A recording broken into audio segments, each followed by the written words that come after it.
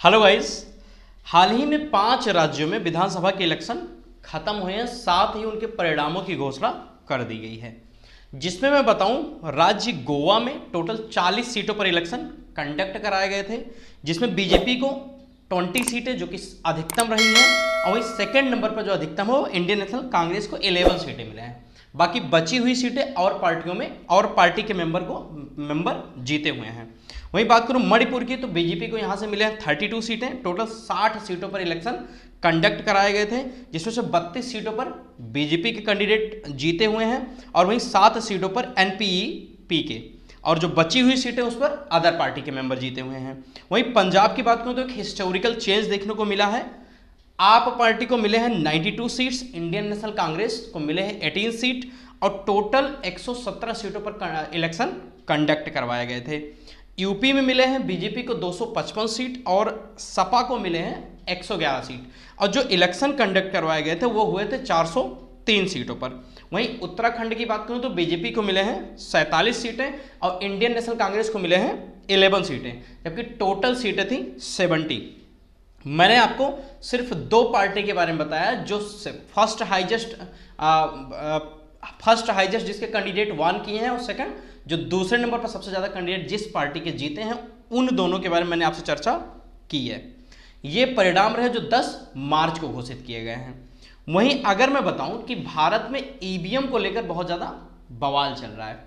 पहला सबसे ज्यादा मुद्दा ये उठता है, क्या ईवीएम को हैक किया जा सकता है? तो पहले मैं ब्रीफ आपको इलेक्शन के बारे में बताऊंगा, देन बताऊंगा क्या ईवीएम में ऐसा हो सकता है या नहीं। भारत में लगभग 912 मिलियन पीपल एलिजिबल वोटर हैं। एलिजिबल मतलब ये वोट दे सकते हैं, उसके लिए एलिजिबल हैं।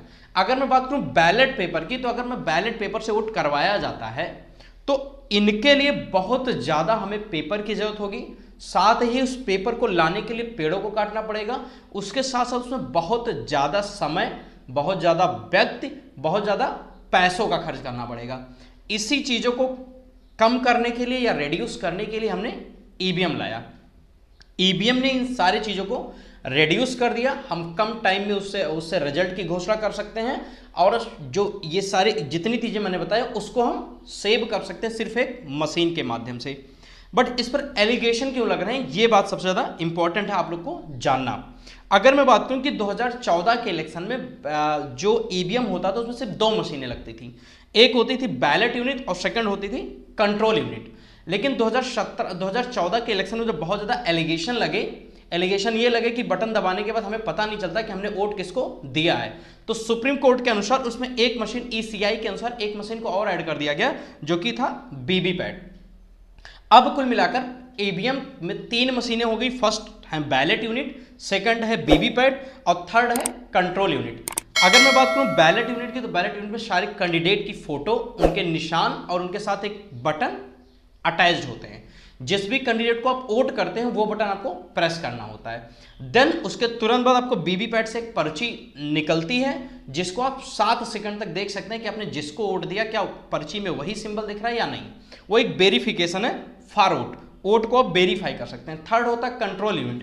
कंट्रोल यूनिट वहां के ऑफिसर्स के पास होता है, जिसको दबाने से जो आपका बैलेट यूनिट होता है वो एक्टिव हो जाता है। अगर मैं बात करूं कि जब कोई व्यक्ति वोट देने जाता है तो सबसे पहले जो ऑफिसर होता है वो कंट्रोल यूनिट में स्टार्ट का बटन दबाता है, और स्टार्ट का बटन दबाते ही जो बैलेट यूनिट होता है वो एक्टिव हो जाता है। और जब वोटर्स आता है बैलेट यूनिट में अपने मनपसंद बटन या अपने मनपसंद कैंडिडेट के सामने वाला बटन दबाता है, उसके बाद फिर से वो कंट्रोल यूनिट बंद हो जाता है। मतलब एक कैंडिडेट एक बार में एक ही वोट डाल सकता है। दूसरी बार वोट डालने के लिए फिर से ये प्रोसेस रिपीट करना पड़ेगा।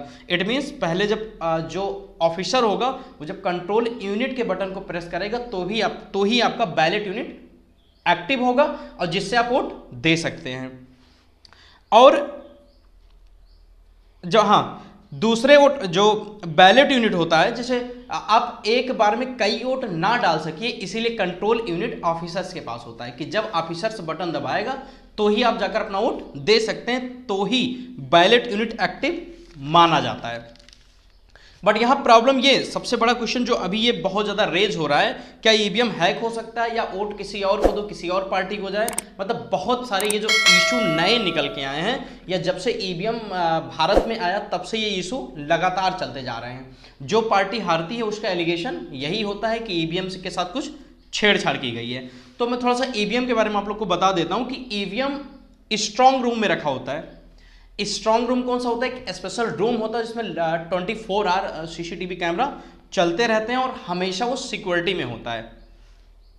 और उसमें रखे मशीनों को कौन सी मशीन किस विधानसभा या किस डिस्ट्रिक्ट में जाएगी, वो एक कंप्यूटर बार कोड के माध्यम से रैंडमली सेलेक्ट करता है। मतलब किसी भी व्यक्ति को यह नहीं पता होता कि कौन सी ईवीएम मशीन किस पार्टिकुलर विधानसभा में जाएगी।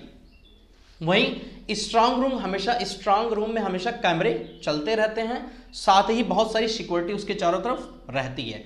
वहीं किसी भी पार्टी का मेंबर, किसी भी पार्टी का कैंडिडेट हमेशा जाकर उस लाइव रिकॉर्डिंग को देख सकता है, या उसकी इच्छा कह रही है तो वहां बैठा भी रह सकता है। अगर उसको डाउट है तो वहां पर जाकर वो हमेशा के लिए उसको देखा कर सकता है। वही मैं बता दूं कि वोटिंग की जब शुरुआत होनी रहती है तो उसको इस ईवीएम को स्ट्रांग रूम से निकालकर उस डिस्ट्रिक्ट में भिजवाया जाता है जहां से उसको विधानसभा में जाना होता है। और निकालते समय सिक्योरिटी साथ में होती है, और जब वो सारे पार्टी के मेंबर आ जाते हैं, जब वो वेरीफाई कर लेते हैं कि हाँ ईवीएम सही है, देन उसको वहां से निकालकर हर डिस्ट्रिक्ट या डिस्ट्रिक्ट के स्ट्रांग रूम में भेजा जाता है। और डिस्ट्रिक्ट के स्ट्रांग रूम से निकालकर अगेन उसको जो वहाँ के ऑफिसर्स होते हैं, पोलिंग ऑफिसर्स, उनके माध्यम से पोलिंग बूथ पर पहुंचाया जाता है। अब पोलिंग बूथ पर पहुंचाने के बाद जब जिस दिन मतदान होना होता है, मतदान शुरू होने से पहले कुछ मॉक वोट डलवाए जाते हैं। इट मीन्स जितने भी पार्टी हैं उसके एजेंट आते हैं और कुछ वोट डालकर वो चेक करते हैं क्या ईवीएम मशीन काम कर रहा है या नहीं कर रहा है। मिनिमम उसमें 50 वोट डलवाना कंपलसरी होता है। उसके अलावा अगर आपको डाउट है तो आप 100-150 वोट भी डाल सकते हैं। इट मीन्स सारे कैंडिडेट मिलकर कुछ वोट अपने प्रत्याशी को डालेंगे और फिर वीवीपैट की पर्ची को निकालकर मिलान करेंगे कि हमने जितना वोट डाला है क्या पर्ची उतने ही वोट, उतने कैंडिडेट की पर्ची निकली है या एक्स्ट्रा भी निकली है। तो जब टोटल वोट और वीवीपैट की पर्ची मैच कर जाती है तो ये माना जाता है कि हाँ कि जो ईवीएम मशीन है वो एक्यूरेट है। उसके बाद एजेंट के सामने उसको लॉक किया जाता है और देन वोटिंग शुरू होती है। वोटिंग खत्म होने के बाद जब जो ऑफिसर होता है उसके इंड बटन को दबाता है या जो क्लोज बटन होता है उसको दबाता है, उसके बाद जब सारे एजेंट आ जाते हैं तो उनको ये बताया जाता है कि टोटल कितने वोट पड़े, और उसके साथ उनके सामने ईवीएम मशीन को लॉक किया जाता है। और लॉक करने के बाद अगेन उसको उसी स्ट्रांग रूम में सुरक्षा के साथ रखवा दिया जाता है। और वोटिंग के बाद से और मतगणना के बीच में जितने भी दिन होते हैं उतने दिन लगातार उसमें 24 आवर सीसीटीवी चलती रहती है और पूरी सिक्योरिटी के साथ। और जिस भी पार्टी को इच्छा होती है वो पार्टी जाकर उस कैमरे के सामने बैठे रह सकता है, या जब तक मन करे वो वहां पर बैठकर देख सकता है। तो हाँ, ये रही ईवीएम मशीन की सिक्योरिटी और रखने को लेकर। लेकिन वहां एक सबसे बड़ा मुद्दा इसका तब उठा था 2017 में, जब किसी पार्टी के मेंबर ने ईवीएम मशीन की कॉपी को, वो ईवीएम मशीन एक्चुअल में नहीं था, उसकी कॉपी को हैक करके दिखा दिया था कि ईवीएम मशीन को हैक किया जा सकता है। बट मैं बता दूंगा वो ईवीएम मशीन को ओरिजिनल ना होकर उसकी कॉपी थी। उसके बाद डेट है 3 जून 2017 को, मतलब जब ये दिल्ली विधानसभा में ये हुआ कि एक कैंडिडेट किसी पार्टी के, उन्होंने एक ईवीएम लाया, उसको हैक करके दिखा दिया कि ईवीएम को हैक किया जा सकता है। तो 3 जून 2017 को ईसीआई ने हर पार्टी को एक ओपन चैलेंज दिया कि जिस भी पार्टी को लगता है कि ईवीएम को हैक किया जा सकता है वो आए ईसीआई में और अपना ईवीएम को हैक करके दिखाए।